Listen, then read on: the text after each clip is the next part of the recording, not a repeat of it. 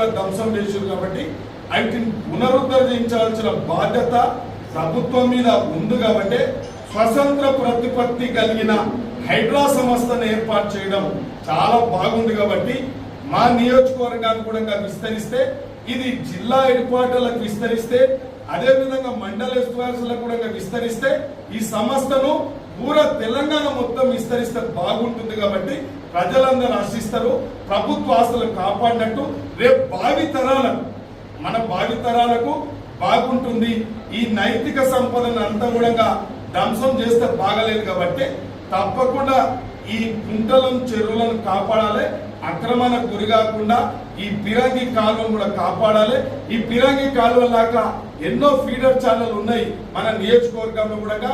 ఉదాహరణకు మన నియోజకవర్గంలో బొప్పిల చెరువు ఉంది. బొప్పిల చెరువు అలిగెళ్ళినప్పుడు సర్ప్లస్ వాటరు పెద్ద ఫీడర్ ఛానల్ ద్వారా అక్కమ్మ చెరువుకు అంచుకుంట చెరువుకు పోతుంది.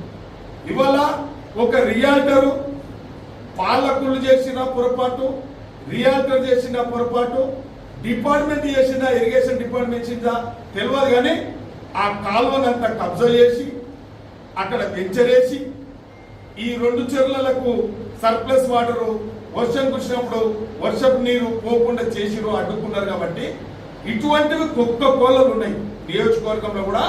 నేను వాస్తవానికి ఇవాళ ఏం మాట్లాడుతూ ఉన్నామంటే రేపు భవిష్యత్తుకు మంచిగా ఉండాలి కాబట్టి నీళ్లు లేకపోతే చెరువులను రక్షించుకోకపోతే పాఠకాలను రక్షించకపోతే ఇలా ప్రమాదం ఉంది భావితరాలకు భవిష్యత్తు. కాబట్టి తప్పకుండా ఈ యొక్క హైడ్రాను తప్పకుండా నియోజకవర్గాలకు కూడా మా నియోజకవర్గాన్ని కూడా విస్తరించాలని చెప్పి రాష్ట్ర ముఖ్యమంత్రి వర్యులకు విజ్ఞప్తి చేస్తున్నా, ప్రభుత్వానికి విజ్ఞప్తి చేస్తున్నా.